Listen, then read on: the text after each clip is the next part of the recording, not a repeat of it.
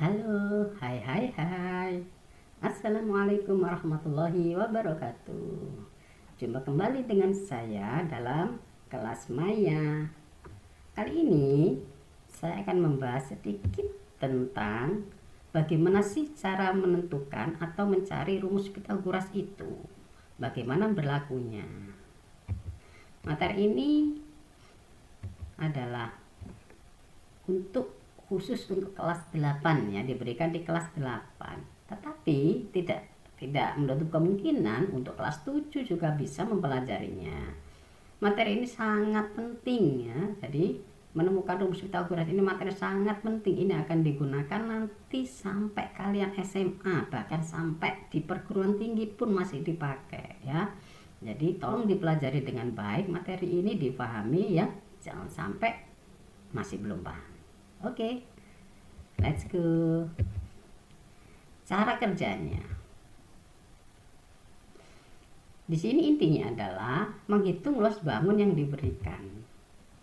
Kemudian membandingkan luas bangun yang sudah dihitung. Setelah itu baru menentukan hubungan rumus yang berlaku. Cuma itu aja ya, intinya yang kalian pelajari. Cara yang pertama, coba perhatikan. Ini ada gambar bangun persegi dengan memiliki berapa itu? 9 ya, 9 kotak-kotak kecil. Ada bangun yang lain, persegi juga. Di situ ada 16 ya, 16 kotak-kotak kecil yang ukurannya sama. Yang pertama ini berwarna kuning, yang kedua berwarna merah. Persegi-persegi kecil yang di dalamnya ini kongruen ya dengan yang di warna merah dan warna kuning ini kongruen, yang kecil-kecil ini ya. Kemudian ada lagi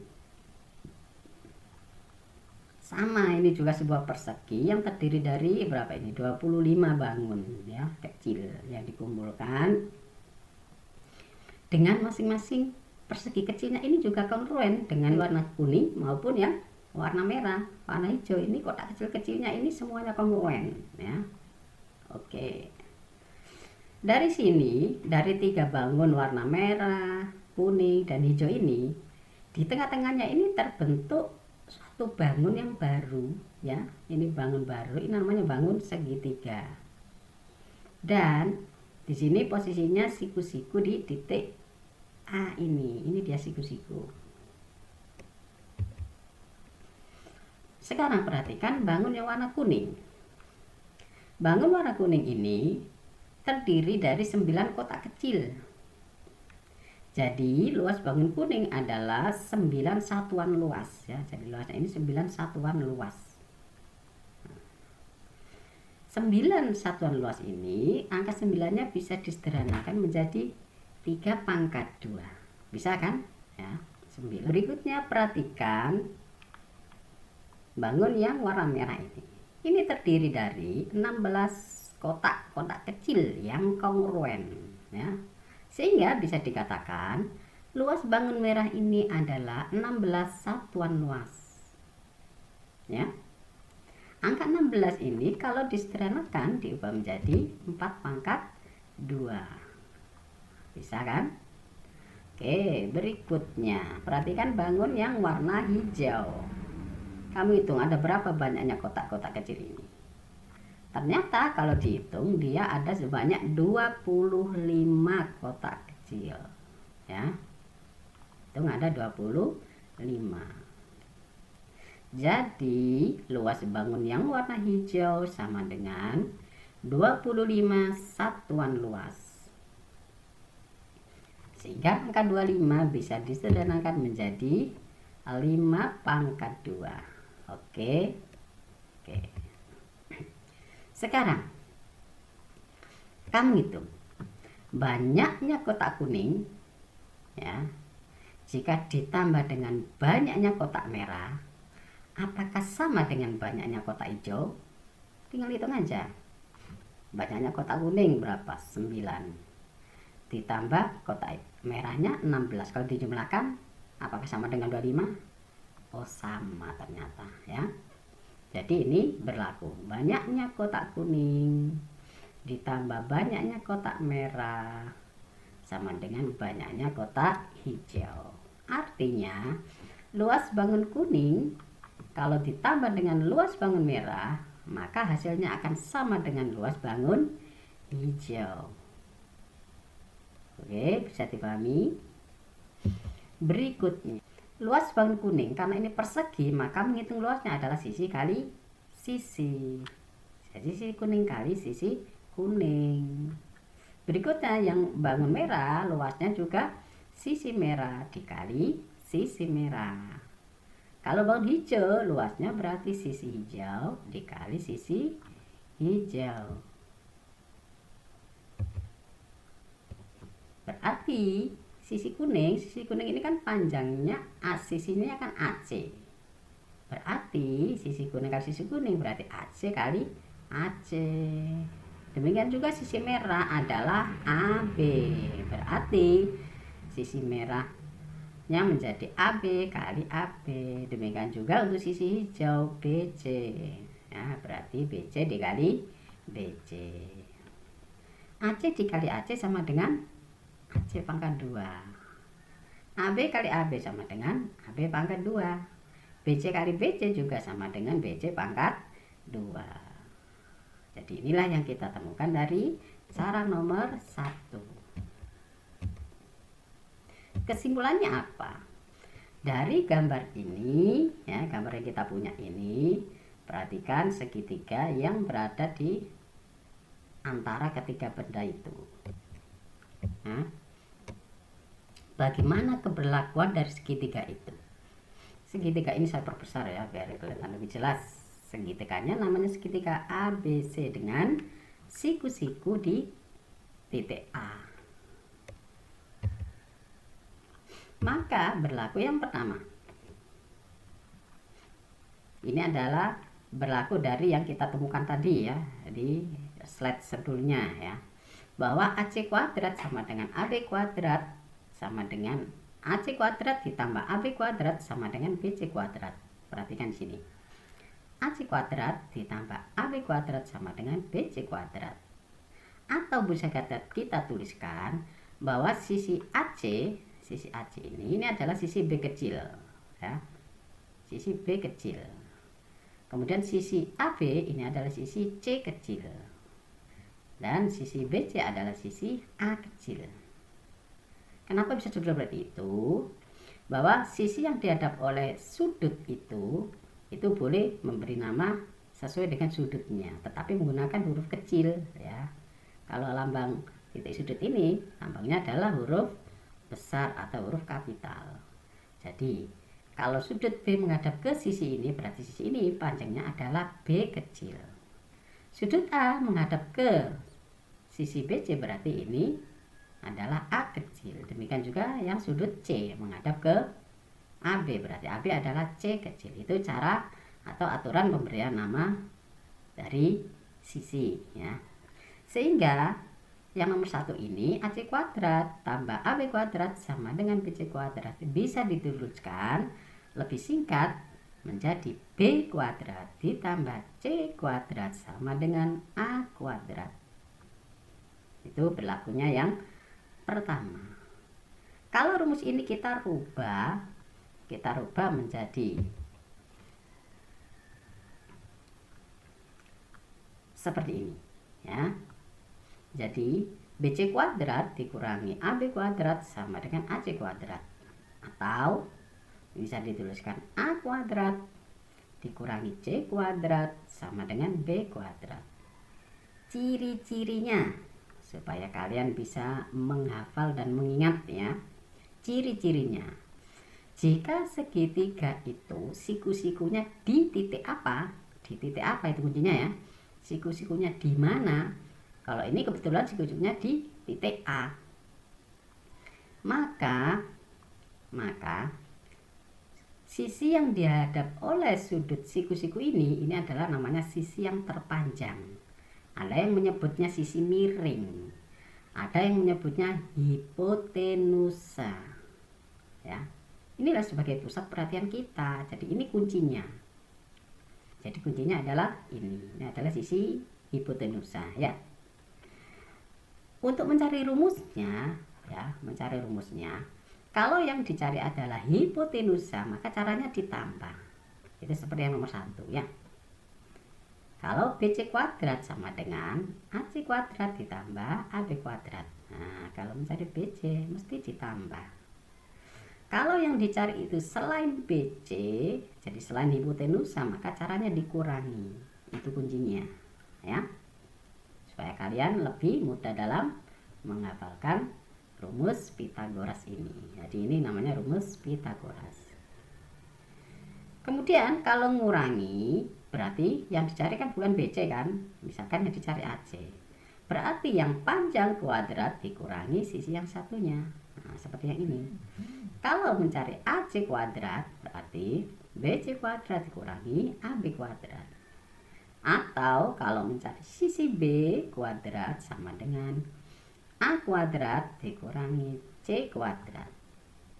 Itu yang nomor 2. Yang nomor 3,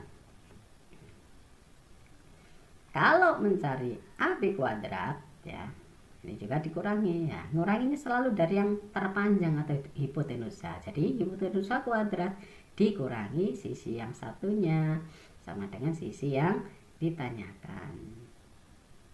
Begitu ya. Itu adalah kata kunci dari rumus Pitagoras yang berlaku pada segitiga ABC dengan siku-sikunya di titik A.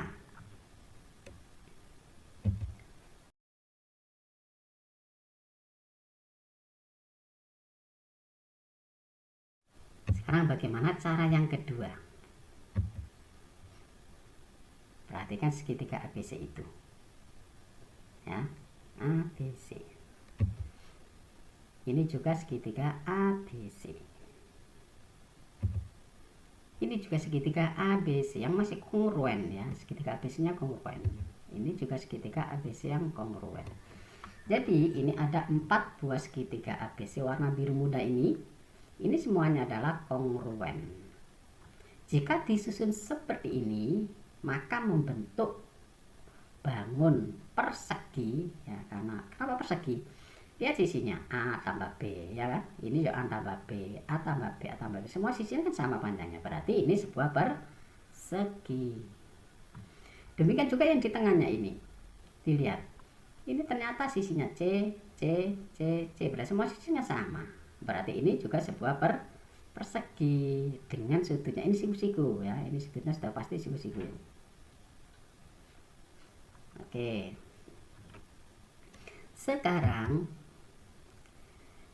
kita hitung dan kita bandingkan nih luas persegi yang bagian dalam, berarti yang warna putih ini kita hitung dengan menggunakan rumus 1 dan kita hitung menggunakan rumus 2. Coba perhatikan tayangannya. Yang pertama, luas 1 adalah sisi kali sisi pada persegi dalam ini ya. Ini berarti mencari yang ini berarti sisi dikali sisi ya kan, karena sebuah persegi kan. Oke, ini berarti rumus 1. Sekarang untuk rumus 2, untuk menghitung luas persegi di dalam ini bisa kita cari dengan cara persegi yang besar ini dipotong atau dikurangi, ini diambil, yang ini diambil, ini juga diambil, dan yang terakhir ini diambil, maka sisanya adalah persegi yang ada di dalam kotak ini ya. Itu rumus yang kedua. Jadi luas persegi yang di luar itu yang besar ini maksudnya ya, dikurangi 4 kali luas segitiga siku-siku. Ini kan tadi luas segitiga siku-siku kan, karena ada 4 berarti 4 kali luas segitiga siku-siku. Sekarang kita masukkan sisi-sisi yang diketahui di situ.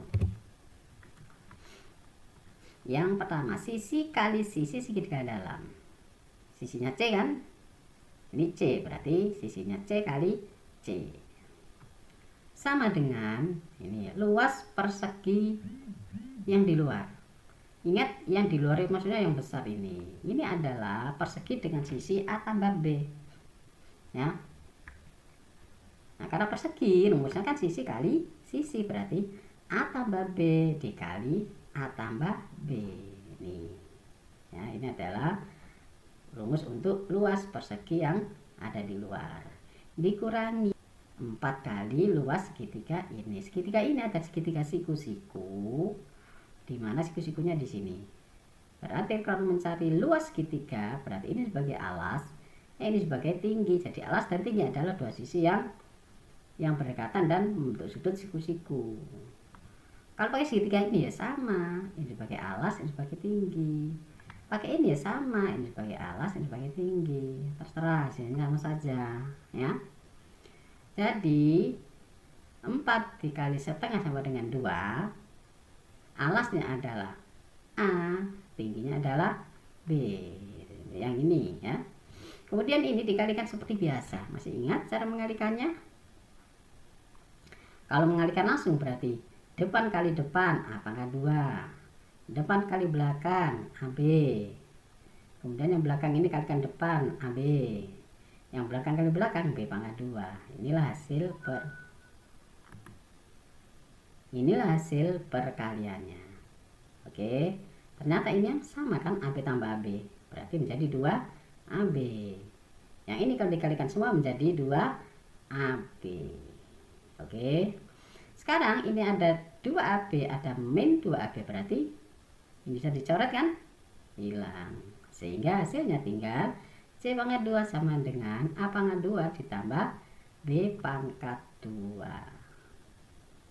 Inilah yang disebut dengan rumus Pythagoras untuk segitiga ABC sembarang.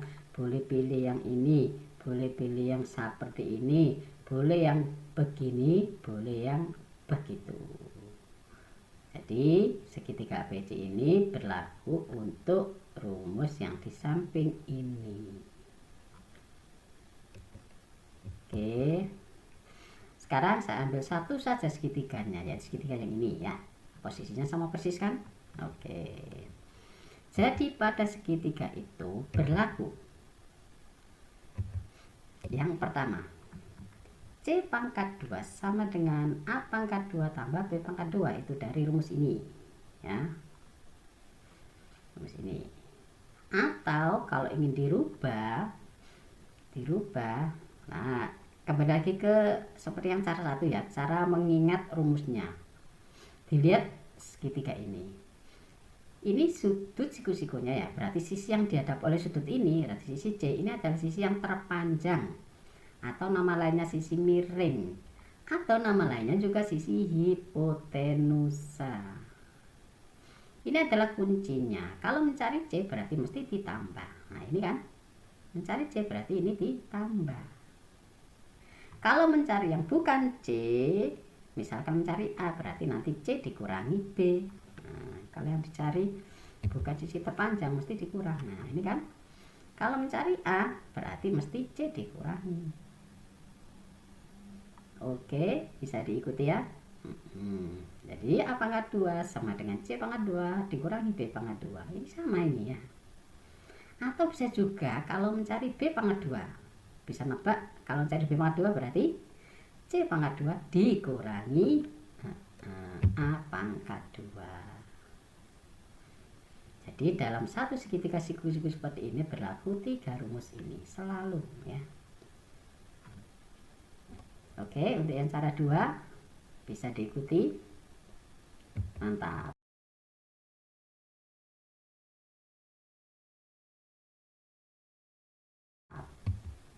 Sekarang cara yang ketiga. Bagaimana caranya? Diberikan 2 trapesium yang kongruen. Nah, ini ada 2 trapesium yang kongruen. Untuk trapesium yang kiri, ini dipecah-pecah menjadi beberapa bangun. Ini saya potong menjadi, ini berbentuk segitiga. Segitiga sisinya adalah ABC ya. Maka luas dari segitiga siku-siku yang pertama itu, yang warna kuning itu adalah setengah kali alas kali tinggi. Ini rumus segitiga ya, umum. Berarti sama dengan alasnya A, tingginya B, berarti setengah kali A kali B.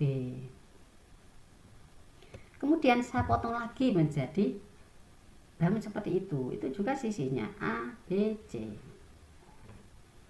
ya. Luasnya yang kedua juga sama, setengah alas tinggi, setengah kali alasnya B, tingginya A. Jadi saya bolak-balik ya karena perkalian ya. Sekarang yang ketiga adalah bangun segitiga, itu siku-siku, sisinya adalah C, C, dan yang ini nggak diketahui sisinya ya. Sisinya C, tahu dari mana? Oh ini kan tadi sudah ABC, otomatis ini sisinya C, ini juga siku-siku ya. Maka luas segitiga siku-siku yang ketiga adalah setengah kali alas tinggi, berarti alasnya C, tingginya C. Oke, sampai di sini selesai. Sekarang perhatikan, jadi luas trapesium A, ini anggaplah ini trapesium A ya, sama dengan luas segitiga 1 ditambah luas segitiga 2 ditambah luas segitiga 3 ditambah luas segitiga yang ketiga. Dimasukkan, ini kan sama kan, setengah AB tambah setengah AB berarti 1 AB, atau ditulis AB saja. Jadi AB ditambah setengah C pangkat 2. Sekarang selanjutnya perhatikan trapesium yang kedua. Karena kongruen berarti sisinya sama. Ini sisi B, ini juga harus sisi B. Yang ini sisi A, ini juga sisi A. Ini nggak diketahui, kita kan nggak ngitung ya. Ini nggak diketahui. Yang bawahnya ini A, ini B, berarti semuanya menjadi A tambah B. Oke, sampai di sini bisa menentukan sisinya ya. Oke, sekarang kita hitung luasnya. Masih ingat materi kelas 7, materi luas trapesium? Jadi luas trapesium sama dengan setengah dikali jumlah sisi sejajar dikali tinggi. Nah, ini ada istilah jumlah sisi sejajar kali tinggi. Masih ingat? Sisi sejajar berarti sisi yang membentuk garis sejajar A dengan B, ataukah yang bawah dengan yang miring ini yang sejajar. Otomatis yang sejajar adalah A dan B. Ini harus dijumlah, jadi A tambah B ini nanti ya. Dikali tinggi. Tingginya adalah sisi yang tegak lurus dengan sisi sejajar. Apakah yang atas atau yang bawah yang tegak lurus? Yang bawah ini membentuk sudut siku-siku ya. Berarti ini adalah tingginya.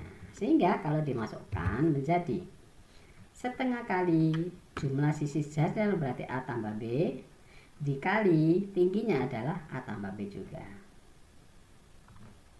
Kemudian dikalikan setengah dikali, ini ya sama kayak mengalikan perkalian 2 suku kali 2 suku seperti biasa. A kali A kuadrat, A kali B, AB, B kali A, AB, B kali B, B kuadrat. Oke, sama dengan, karena yang tengah ini sama maka dijumlahkan menjadi 2AB. Setelah itu semuanya dikalikan setengah ya, karena setengahnya ada di luar. Jadi setengah kuadrat ditambah setengah kali 2 adalah 1, setengah kali B kuadrat adalah setengah B kuadrat. Oke, sampai sini bisa diikuti ya. Jadi luas trapesium yang A adalah ini, luas trapesium yang B adalah seperti ini. Oke, sekarang kembali ke luas A dan luas B tadi. Karena ini kongruen maka luasnya harus sama. Jadi luas trapesium A sama dengan luas trapesium B. Gitu ya. Kita masukkan luas trapesium A sama dengan luas trapesium yang B. Ini ya. Setelah itu AB dengan AB ini bisa dihilangkan atau AB nya pindah ke sana jadi B min AB ya, sehingga bisa dicoret. Sisanya tinggal setengah C kuadrat sama dengan setengah A kuadrat ditambah setengah B kuadrat. Sekarang ruas kiri dan kanan masing-masing dikali 2, sehingga didapatkan C kuadrat sama dengan A kuadrat ditambah B kuadrat. Ya, jadi ini adalah rumus Pitagoras yang ditemukan pada segitiga ABC. Mana ABC-nya? Boleh yang ini, boleh yang ini, terserah, pokoknya ABC. Ya. Kesimpulannya, dari gambar itu, ya, terusum yang A berlaku. Kita ambil satu aja kan. Perhatikan di situ siku-sikunya, ya.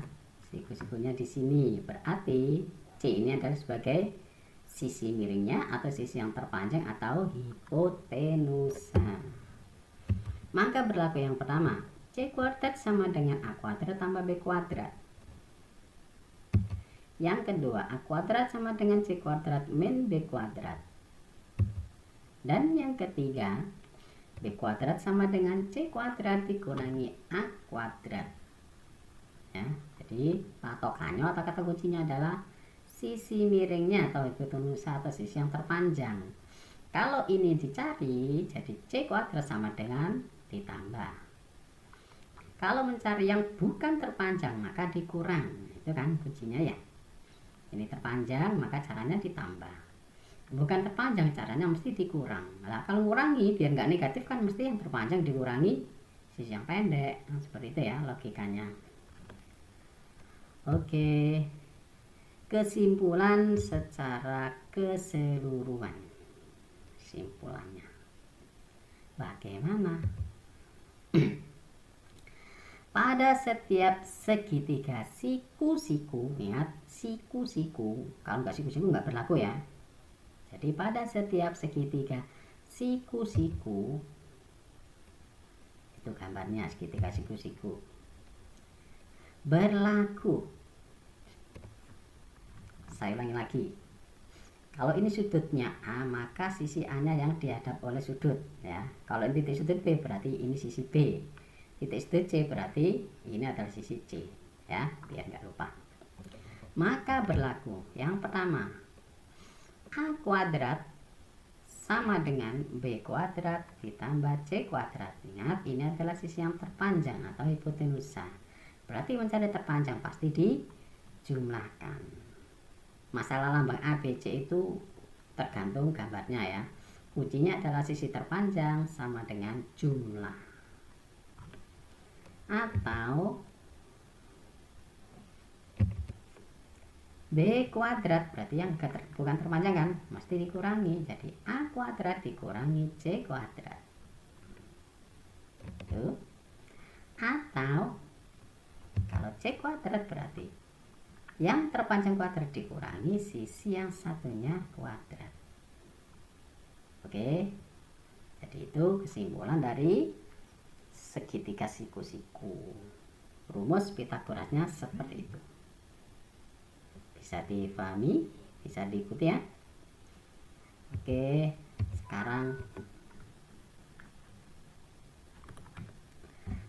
sekarang kita berlatih mencoba memahami dan bisa menerapkan gambar ini. Nah, coba dari gambar itu tulis rumus yang berlaku.